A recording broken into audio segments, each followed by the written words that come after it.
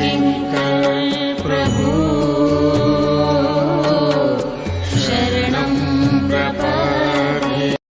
और तुलना में शूर्पणखा है।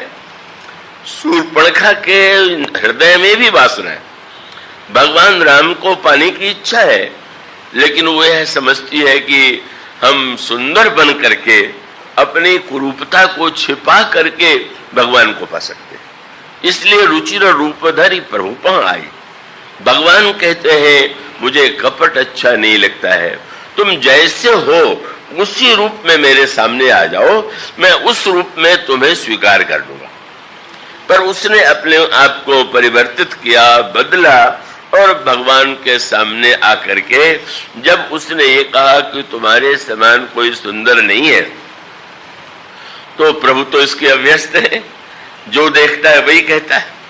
पर एक नई बात प्रभु को सुनने को मिली जो इससे पहले नहीं मिली थी। और बात क्या थी कि तुम सम पुरुष न मौसम नारी, तुम्हारे समान कोई सुंदर नहीं और मेरे समान कोई सुंदर ही नहीं। तो आज तक तो भगवान से किसी ने नहीं कहा था कि मैं आपके समान सुंदर हूं। और शूर्पणखा से अगर पूछ दिया जाए कि अच्छा तुम इतनी सुंदर राम को मानती हो, अपने को भी सुंदरी मानती हो, तो दोनों में भी तो कोई 19-20 होगा। तो शूर्पणखा ने सीधे श्री राम से कह दिया कि मैं इतनी सुंदर हूं कि अपने योग्य पति को ढूंढने के लिए मैं त्रैलोक्य में घूमती रही और कोई पति नहीं मिला, और इसीलिए आज तक मैं कुमारी हूं। असत्य भाषण, विवाह हो चुका है, पति का वध रावण के द्वारा कर दिया गया है, और तुम्हें देख करके, और फिर भी सावधान थी। बोले मन माना कछु तुम ही निहारी, मेरी बराबरी के सुंदर तो नहीं हो, पर चलो औरों की तुलना में एकमात्र तुम ही ऐसे हो कि जिसको देख करके मेरा मन कुछ मान गया। भगवान के महात्म्य से परिचित नहीं, भगवान के स्वभाव से परिचित नहीं, और उस रूप में भगवान को पाना चाहती है। और तब प्रभु कौतुकी ने यही कह दिया कि अगर तुम कुमारी हो तो कुमारी को तो कुमार की ही आवश्यकता है। तो आई कुमार मोर लोग भ्राता, तुम तो देख ही रही हो कि मैं विवाहित हूं, मेरी पत्नी साथ में है, पर मेरा छोटा भाई तो कुमार है। और कैसी वासनात्मक दृष्टि है कि वो भगवान से कह सकती थी कि नहीं नहीं, मैं तो अनन्य भाव से आपको ही पाना चाहती हूं। पर जो ही श्री राम ने कहा तो उसको लगा कि ठीक ही तो है, अगर वो कुमार है तो ये न सही तो सही, और वो चली जाती। लक्ष्मण जी समझ गए कि प्रभु इस समय कुछ और ही लीला करने जा रहे हैं। कब मेरे पास वो सीधे कह सकते थे कि नहीं तुमसे मैं नहीं विवाह करूंगा, मैं छोटे भाई तो वो भी विवाहित थे, लेकिन अगर भेजा है तो इसका अर्थ है कि प्रभु अपनी लीला का कोई विस्तार करना चाहते हैं, और विस्तार करना चाहते हैं तो उनका स्वभाव है जैसा प्रभु की लीला जैसी हो उसमें वो सम्मिलित हो जाते हैं। इसलिए शूर्पणखा ने जब आकर के कहा कि तुम्हारे भाई ने कहा है कि तुम कुमार हो, तो वैसे तो स्वभाव से बड़े गंभीर लगते हैं, पर उन्होंने नहीं कहा कि नहीं नहीं ये सही नहीं, मेरा विवाह हुआ। उन्होंने तुरंत कहा, देखा प्रभु की ओर लक्ष्मण जी ने, मानो संकेत यह था क्या लीला है।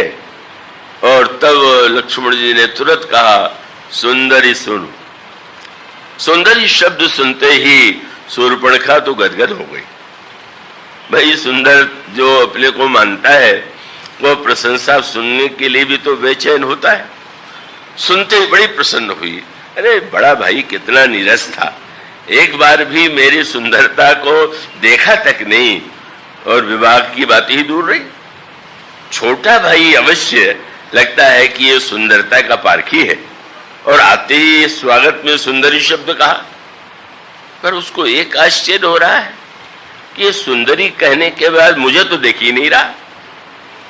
कहा प्रभु विलोक, भगवान राम की ओर देख रहा।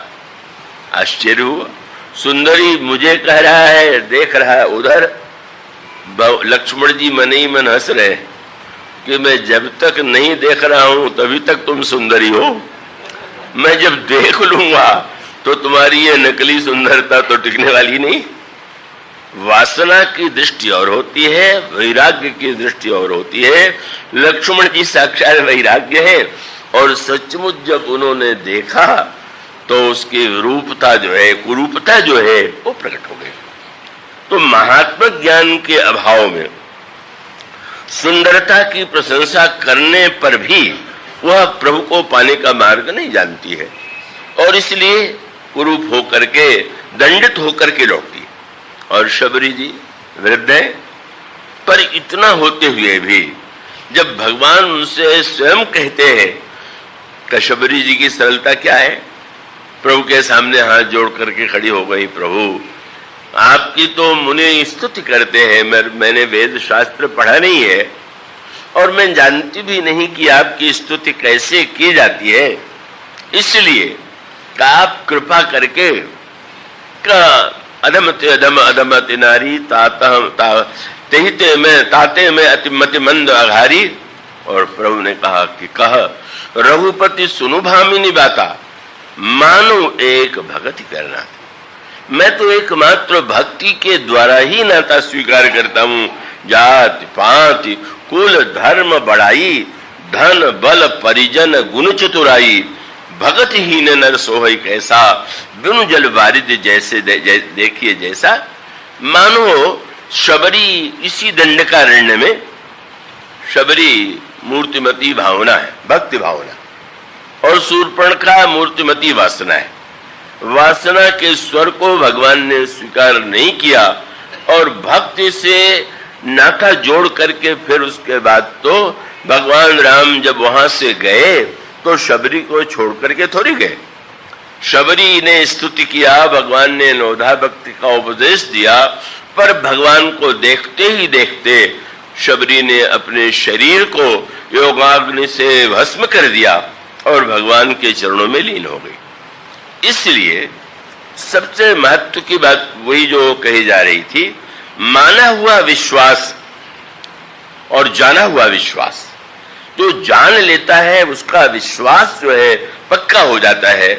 और इसलिए काकभूषण जी ने जिस क्रम को देवर्षि नारद ने कहा सातो महात्म ज्ञान पूर्वम, और काकभूषण जी ने कहा कि भगवान के प्रभाव को जाने बिना व्यक्ति उनकी महिमा को नहीं जान सकता। प्रभाव जानने का उपाय क्या है? उनका राम कृपा बिनु सुनु खगर आई, जान न जाए राम प्रभुताई। भगवान ही किसी पर प्रसन्न होकर के अपना प्रभाव जना दे तो ही जान सकता है। तो ऐसी स्थिति में उसका परिणाम क्या हो गया? अब जो प्रेम होगा वो माना हुआ नहीं होगा। तब बोले जाने बिनु न होई परतीत। जब हम महात्मा को जान लेते हैं तो उसके हृदय में, भगवान के प्रति हमारे हृदय में प्रेम उत्पन्न होता है। और जब प्रीति आती है तभी भक्त में दृढ़ता आती है। नहीं तो पानी लगा करके अगर हम शरीर को एक क्षण के लिए चिकना भी बना ले तो सूख जाएगा, और अगर हम तेल लगा लेते हैं इसी प्रकार से मानो जब वह जाना हुआ विश्वास, माना हुआ विश्वास जान लेने के संदर्भ में, जान लेने का अवसर प्राप्त कर ले तो भक्त में दृढ़ता आती है। श्री राम की